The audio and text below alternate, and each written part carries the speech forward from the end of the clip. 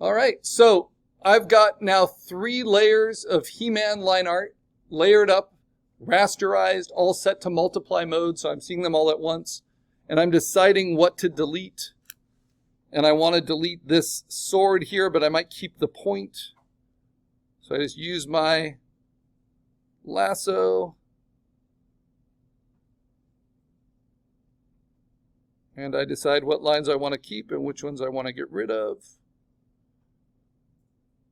Just by encasing them in my selection. And then hit delete.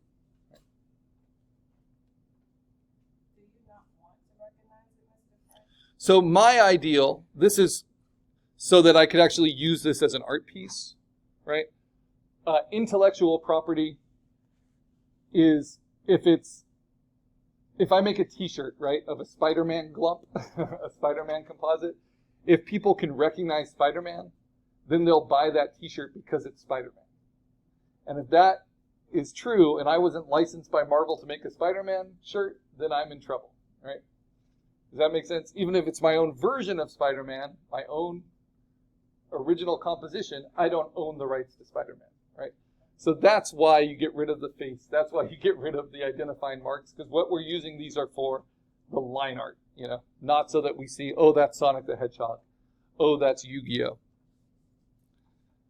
But this is an exercise that we're not likely going to want to sell as our own original product. So for this exercise, we're just trying to learn the skills. But yes, the ideal outcome is that you don't make the property recognizable. You really play with just the lines and the forms and the energy of it, like their brushstrokes.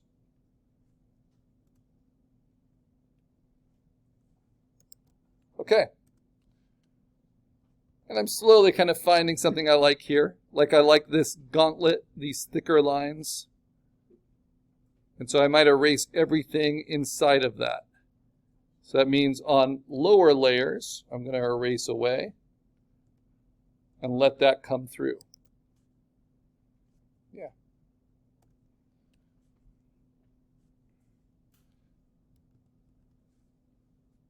And maybe on this bicep, I'll do that same thing. Because I still have more layers to come.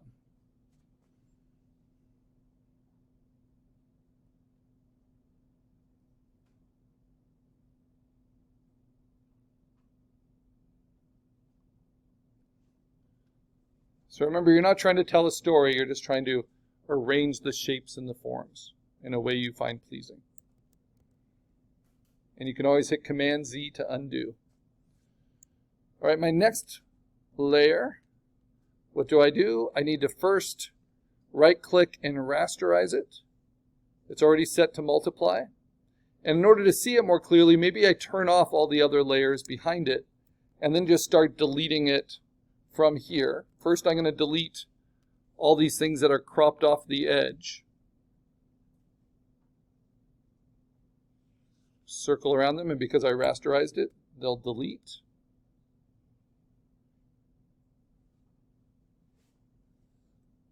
Whoops.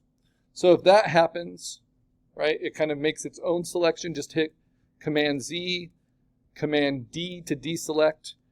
And it's because I didn't complete the selection. Even if you're drawing outside of the paper, in Photoshop they call it the canvas, you still have to complete the selection in order for it to not auto-complete with a straight line between the 2 points. Okay, now I might get rid of the face. I get rid of the sword.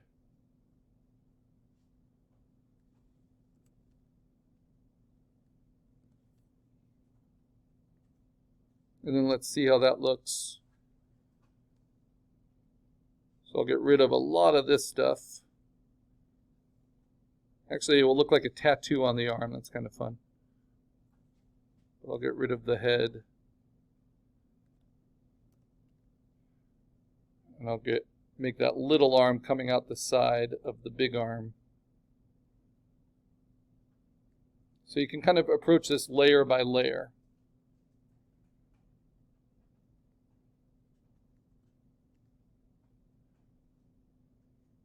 And sometimes we might end up using very little from any one source.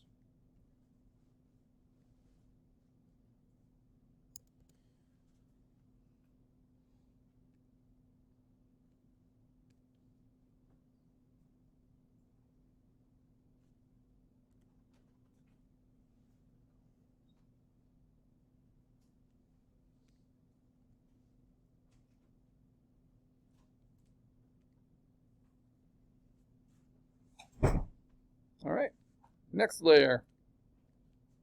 Going to right click on it and rasterize.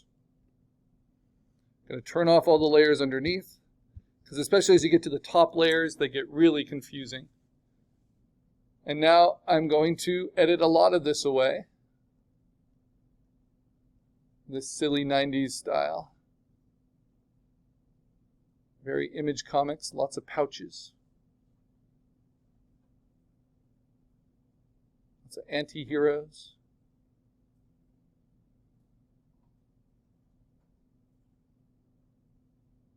Lots of metal music. Kids playing D&D.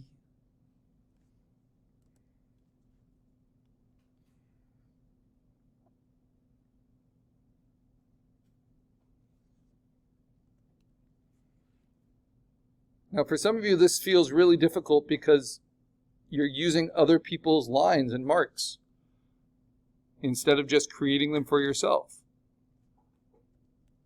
in order to learn basics of compositing. And if you're used to always making your own marks, that can be really frustrating. But these same skills that we're using for other people's marks, obviously, they can be used on our own marks as well. So compositing is one of those essential components to digital art because it gives us full control of each pixel.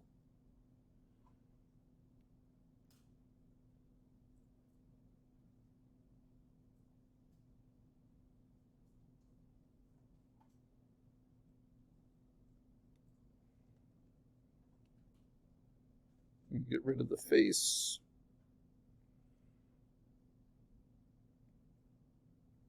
But I like that shadow under the chin. I like the hairstyle.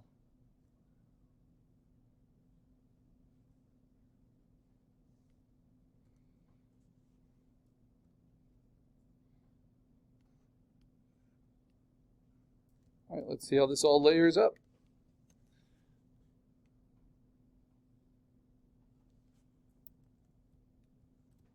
Remember, Command plus zooms in.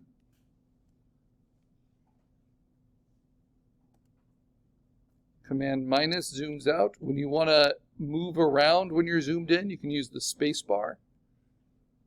So when you hit the space bar, it'll be a little hand, and then you can kind of move around. So I'm getting all this little debris.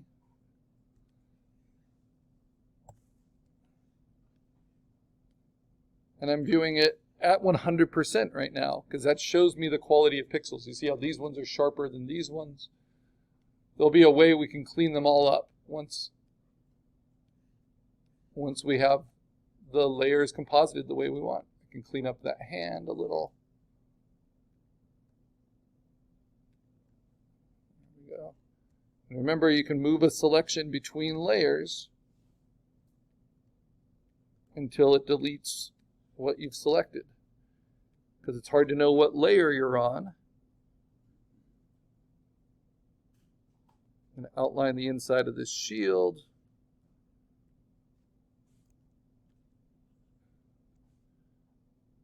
And then delete from behind it. And then open up new layers, delete from behind it.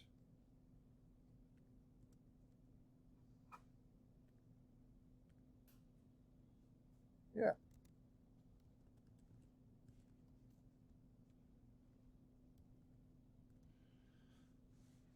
All right, now I wanted this gauntlet to kind of show. So now I'm making selections.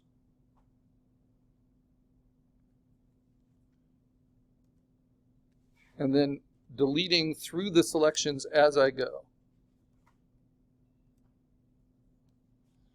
What else do I want to show through? I don't like that foot right there. What layer is that on? I can always tell just by using the eyeball tool.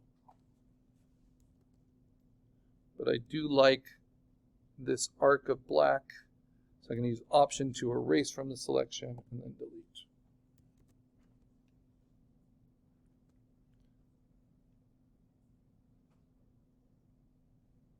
And you just find the edges you want to keep.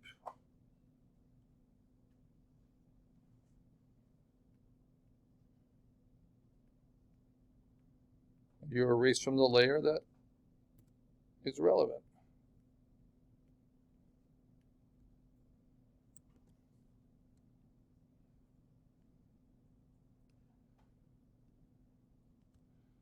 Okay, and then I'm going to take, I don't need this hand, most of this, because I wanted that shoulder pad to really show. And delete all of that.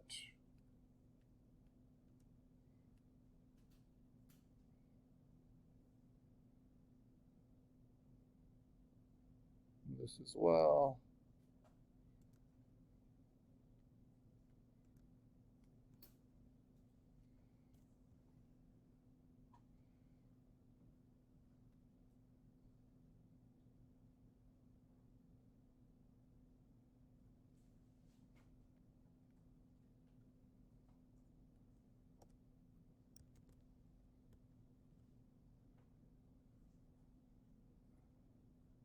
Last little bit of detail.